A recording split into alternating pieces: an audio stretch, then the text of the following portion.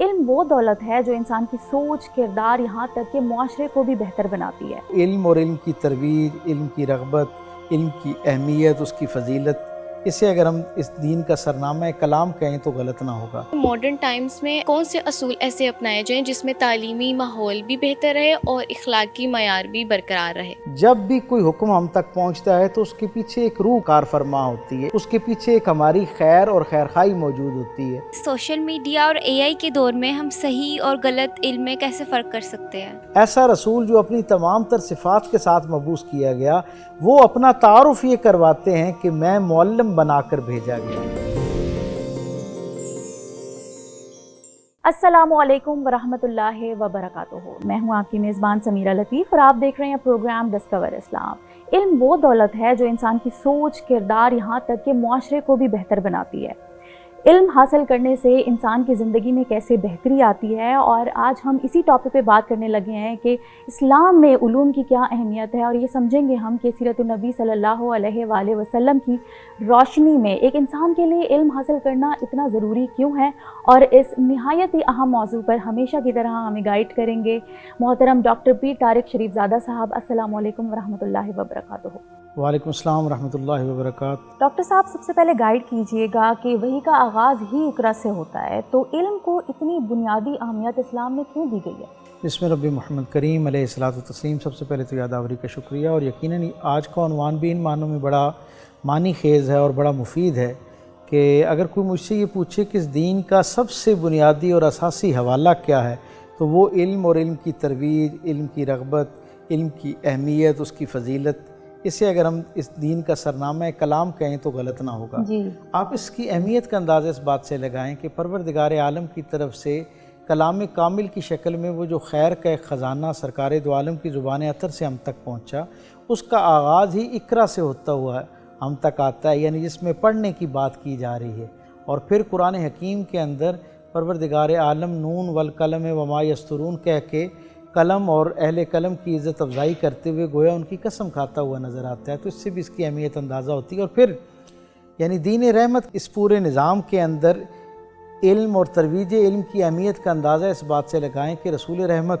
اپنی شخصیت کے اندر ہر کردار کے سانچے کے اندر سب سے بہترین شخصیت کے طور پر ابھرتے ہوئے نظر آتے ہیں، یعنی سرکار ختمی مرتبت ایک ایسی جامع ہستی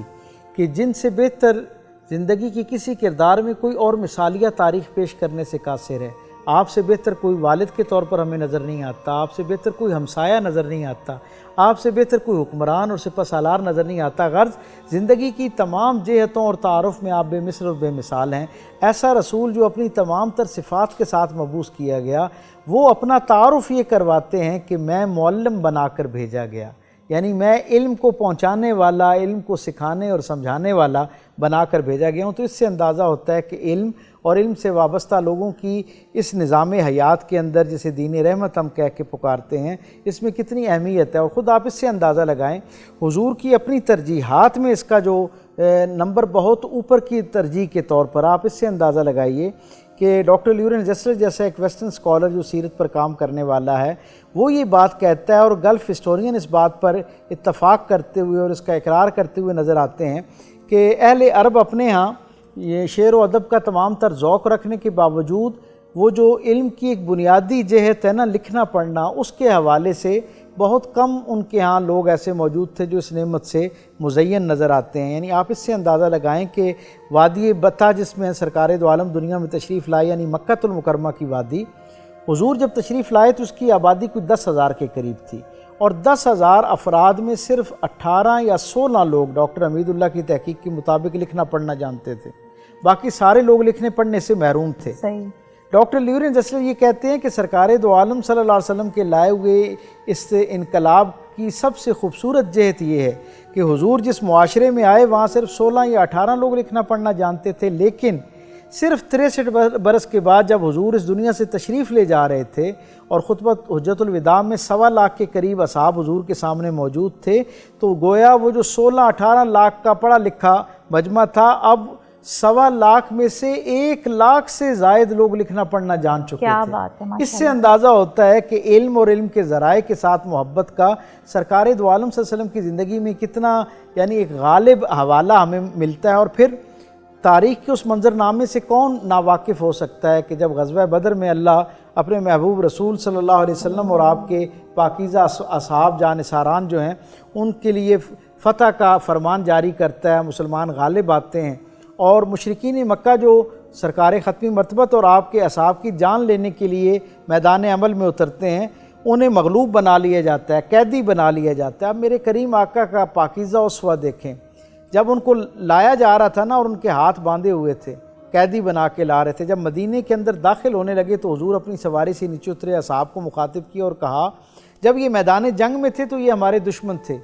اب یہ مدینہ طیبہ کے اندر داخل ہو رہے ہیں تو یہ ہمارے قیدی ہیں، لیکن معاملہ یہ ہے کہ یہ جن لوگوں کو ہم نے قید کر رکھا ہے یہ عربوں کے قریش کے سرداران میں سے ہیں، اپنے اپنے ذیلی قبیلوں کے سربراہ ہیں، ان کے کئی رشتہ دار یہاں رہتے ہیں جن کے دل میں ان کی بڑی عزت اور تعظیم پائی جاتی ہے، اگر ان کو اس طرح قیدیوں کی شکل میں ہم لے کر جائیں گے تو ان کا جو ان کی نگاہ میں وقار اور قدر و منزلت ہے وہ کم ہو جائے گی۔ حضور نے کہا ان کے ہاتھ کھول دو اور ان کو مدینہ طیبہ لے آؤ۔ جب مدینہ طیبہ کے اندر داخل ہوئے، مسجد نبوی کے اندر آئے،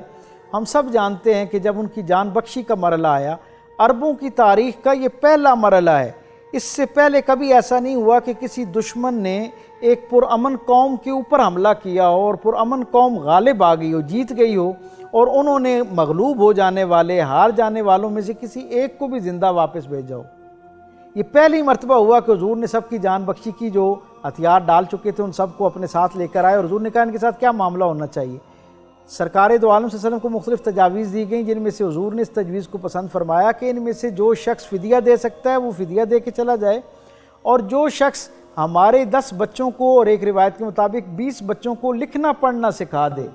تو اس کے لیے جو ہے وہ جان کی امان ہے، اس کے لیے معافی اور وہ واپس چلا جائے۔ ماشاءاللہ۔ اب ذرا ایک لمحے کے لیے یہاں ہمارے سامعین و ناظرین بھی اس خیر میں ہمارے ساتھ، اس تھاٹ پروسیس میں ہمارے ساتھ شریک ہوں اور سوچیں، علم سیکھنے کا مرحلہ جو تھا، جو شرط رکھی گئی کہ ہمارے بچوں کو علم سکھا کے جائیں، ایک لمحے کے لیے تصور کریں کہ جو دین کا علم تھا وہ تو سرکار دو عالم صلی اللہ علیہ وسلم اور آپ کے اصحاب کے پاس تھا جو خود اہل مدینہ تھے، جی، اب ان کے بچوں کو مشرکین مکہ سے کیا علم سکھایا جانا تھا؟ ظاہر ہے اس سے یہ پتہ چلتا ہے کہ وہ دین کا علم تو نہیں ہو سکتا، وہ جسے عرفیت میں ہم دنیا کا علم کہتے ہیں، لکھنے پڑھنے کا علم کہتے ہیں، وہ سکھانے کے لیے ان کو رکھا گیا۔ اور پھر مجھے اگر آپ اجازت دیں تو میں اس بات کو یوں مکمل کر دوں کہ جب وہ بچوں نے لکھنا پڑھنا سیکھ لیا نا اور ان کے لیے آزادی کا فرمان ہو گیا تو حضور نے ان بچوں کے والدین کو بلایا اور کہا کہ دیکھو، جس وقت وہ شخص جب میدان عمل میں ہمارے دشمن کے طور پر آیا تھا تو ہمارا دشمن تھا، جب ہم سے جنگ ہار گئے تو یہ ہمارے قیدی بن گئے، جب یہ یہاں آئے مسجد نبوی کے اندر تو یہ ہمارے قیدی نہیں رہے، یہ ہمارے مہمان ہو گئے تھے، تم نے ان کی مہمان نوازی کی، فرمایا اب انہوں نے تمہارے بچوں کو پڑھا دیا ہے، گویا یہ تمہارے بچوں کے استاد ہو گئے ہیں، تو استاد ہونے کے ناطے اب نہ یہ دشمن رہے ہیں، نہ یہ قیدی رہے ہیں، نہ مہمان رہے ہیں، بلکہ یہ تمہارے محسن ہو گئے ہیں، محسن بن گئے ہیں، یعنی انہوں نے تم پر یعنی تمہارے بچوں کو پڑھا کے ان تک علم کا ایک ذریعہ پہنچا کے ایک میڈیم اسٹیبلش کر کے حضور فرماتے ہیں یہ تمہارے محسن ہو گئے ہیں، یعنی جان کے دشمن تمہارے محسن قرار دیے گئے، اور حضور نے کہا کہ ان کو اس انداز میں رخصت کرو جیسے اپنے محسنین کو رخصت کیا جاتا ہے۔ چنانچہ مدینہ طیبہ کے ہر گھر سے کہیں سے ستو آ رہا تھا، کہیں سے شکر آ رہی تھی، کہیں سے گھی آ رہا تھا، کہیں زیادہ راہ آ رہا تھا، اور کہیں سے لوگ سواریاں دے رہے تھے کہ ان کو سی آف کیا جائے، اور مدینے کی سرحد پر جب ان کو چھوڑا گیا اور وہ لوگ جو ہیں ان کو جب سی آف کیا گیا تو تاریخ بتاتی ہے کہ رسول رحمت کے حسن سلوک کی برکت یہ تھی کہ ان میں سے 18 لوگ واپس پلٹتے ہیں، اور واپس پلٹ کر اپنے گھروں کو نہیں جاتے، واپس آتے ہیں اور کہتے ہیں کہ ہمیں اس دین رحمت کی پاکیزہ آغوش عطا کی جائے، ہمیں کلمہ طیبہ پڑھایا جائے۔ تو حضور کے ہاں یعنی علم کی ترویج کا اور علم کی اہمیت کا اندازہ آپ اس بات سے لگائیں۔ پھر سرکار ختمی مرتبت صلی اللہ علیہ وسلم اصحاب رسول کو زبانیں سیکھنے کے لیے بھیجا کرتے کہ وہ مختلف مقامات پر جائیں اور وہاں کا کلچر سیکھیں، وہاں کی زبانیں سیکھیں تاکہ ان کے ساتھ ایک بہتر مکالمہ ہو سکے۔ تو ان خوبصورت نور پاروں سے، احوال سے ہم تک یہ خبر پہنچتی ہے کہ اس دین کے اندر علم اور صاحبان علم کی کتنی قدر و منزلت ہے اور اس کی کتنی عزت افزائی جو ہے وہ حضور کے اخلاق، کردار اور حضور کے عمل سے ہم تک پہنچتی ہے۔ بے شک بے شک، جس طرح سے مثالیں ڈاکٹر صاحب آپ نے بیان کی، تو مسلم دنیا میں کبھی علم اور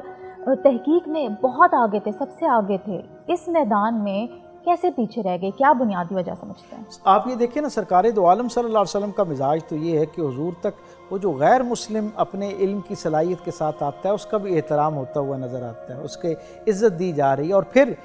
صرف یہ مرحلہ باہمی احترام کے تبادلے تک نہیں رہتا، بلکہ وہ جو اس کے پاس ایک علم میں مہارت ہے، رسول رحمت کا یہ ذوق ہے، حضور یہ چاہتے ہیں کہ جو کلمہ گو آپ کے وابستگان ہیں یعنی مسلمان جو ہیں وہ ان علوم کو سیکھیں، ان میں مہارت حاصل کریں، اور پھر وہ علوم اور فنون جو ہے ان کا ایک مرکب بن کے ایک کامیاب معاشرہ جو ہے اس کو تشکیل دیا جاتا ہے۔ یہ وہی خوشبو ہے جو آگے چل کے ہمیں اسلامی تاریخ کے اندر اور نہ صرف مسلمانوں کے لیے قابل فخر کردار کی شکل میں یعنی حضور کی وہ تربیت، اس کا عکس جو ہے ہمیں نظر آتا ہے، بلکہ پوری دنیا اور پوری انسانیت کے لیے خیر کے کئی خزانے جو ہیں وہ اس سے پھوٹتے ہوئے نظر آتے ہیں۔ کہیں البیرونی جو ہے وہ اپنی خدمات پیش کرتے ہوئے نظر آتے ہیں، کہیں جابر بن حیان اور ابن الحسم جیسی شخصیات جو ہیں ان سے دنیا استفادہ کرتے ہوئے نظر آتی ہے، اور کہیں ہم تاریخ کے اندر دیکھتے ہیں کہ ایسے ایسے دانشور اور فلسفی اور مفکر غزالی اور ابن عربی اور علامہ اقبال جیسی شخصیات سے دنیا جو ہے وہ فلسفے کے اندر، تاریخ کے اندر، تحقیق کے اندر اور جدید سائنسی علوم جو ہیں ان کی بنیادیں جو ہیں ان شخصیات کے قدموں سے حاصل کرتی ہوئی نظر آتی ہیں۔ یہ ساری شخصیات جو ہیں جن کا عرفیت میں سائنس کے ساتھ یا نسبتاً جدید علوم کے ساتھ یا عرفیت میں عام طور پر جنہیں ہم دین سے ہٹ کے علوم تصور کرتے ہیں، دنیاوی علوم سمجھتے ہیں، ان میں مہارت رکھنے والی شخصیات کی جب زندگی کا مطالعہ کرتے ہیں تو جہاں ہمیں بو علی سینا جیسی شخصیات کیمسٹری کا ایک بڑا نام نظر آتی ہیں، البیرونی اپنے سائنس کے شعبے میں نامور نظر آتا ہے، یہ ساری شخصیات کی زندگیاں اس بات پر گواہ ہیں کہ وہ ان علوم کے ساتھ ساتھ ان سے پہلے ایک درجے پر دین کا سارا علم جو ہے اس کا بھی اعلیٰ ذوق رکھتے تھے۔ ان میں سے کئی محدث تھے، کئی فقیہ تھے، کئی دانشور تھے، اور انہوں نے دین کی تعلیم بھی حاصل کی اور دنیاوی علم جو ہے اس کے اندر بھی اپنا کنٹریبیوشن شو کیا۔ زبردست ڈاکٹر صاحب، ہمارے ساتھ یونیورسٹی اسٹوڈنٹس ہیں، انہوں نے جوائن کیا ہے، کچھ سوالات آپ سے کرنا چاہتے ہیں۔ کون کرنا چاہے گا پہلا سوال؟ میرا نام اجوا ہے اور میں پنجاب یونیورسٹی کے میس کمیونیکیشن ڈپارٹمنٹ میں پڑھتی ہوں۔ میرا سوال یہ ہے کہ اسلام میں تو ہر مسلمان پر تعلیم حاصل کرنا فرض ہے، لیکن آج کل کے ماڈرن ٹائمز میں یونیورسٹیز میں موسٹلی کو ایجوکیشن کی تعلیم کو ہی فروغ دیا جاتا ہے،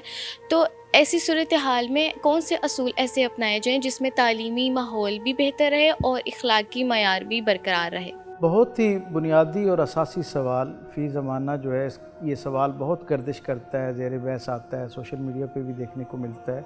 اور کسی حد تک یہ درست بات ہے کہ اسلام میں جو مرد و زن کے اختلاط سے اجتناب کی ترغیب دلائی گئی ہے، دونوں کو الگ الگ اپنے اپنے دائرے میں رہتے ہوئے کام کرنے کی ہدایات جاری کی گئی ہیں، اس کی وجہ سے دل میں کبھی کبھی یہ خیال آتا ہے کہ یونیورسٹیز میں خاص طور پہ جہاں کو ایجوکیشن کا انوائرمنٹ ہے وہاں پھر ان ساری چیزوں کو کیسے پورا کیا جائے، ان تقاضوں کو، اور کیا احتیاطیں ہو سکتی ہیں۔ تو بہت سادہ سی بات ہے کہ اسلام جو ہے وہ مرد و زن کا آپس میں معاملہ کرنا اس سے اجتناب اس سے نہیں روکتا، بلکہ اس کا بنیادی مفہوم اور مقصد یہ ہے، دین اسلام کے اندر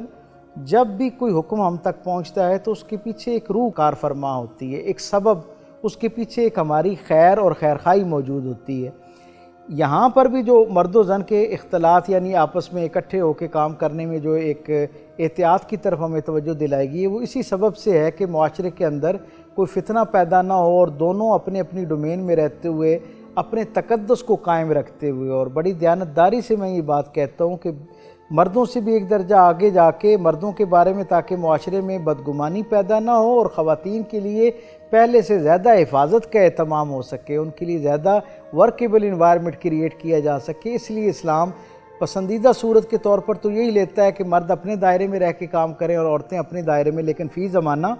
یہ جو صورت اس وقت موجود ہے، اگر اس کے اندر بھی وہ جو ایک بنیادی تعظیم کا ایک تقاضا ہے اس کو اگر، اور بلوغت کے جو تقاضے ہیں ان کو ذہن میں رکھتے ہوئے اگر مرد و زن اکٹھا کام کرتے ہیں اور اچھے پازیٹیو مثبت مقاصد کے لیے اکٹھے ہو کے کام کرتے ہیں، اور اس میں اس طرح کی خلوت نہیں پائی جاتی ہے، وہ اللہ کے ساتھ کیا ہوا اپنا دیانتداری کا جو وعدہ ہے اس کو ذہن میں رکھتے ہوئے اس پر قائم رہتے ہوئے اگر وہ ایک معاشرے کے اندر اور ایک انوائرمنٹ میں اکٹھے کام کر رہے ہیں، تو میں نہیں سمجھتا کہ اس سے معاشرے کے اندر کوئی بڑا بگاڑ پیدا ہوتا ہے۔ زبردست، اگلے سوال کی جانب چلتے ہیں۔ جی، میرا نام عبد المعیز ہے، میں لاہور اسکول آف لاء کا طالب علم ہوں۔ میرا آپ سے ایک سوال ہے کہ آج کل کی سوسائٹی میں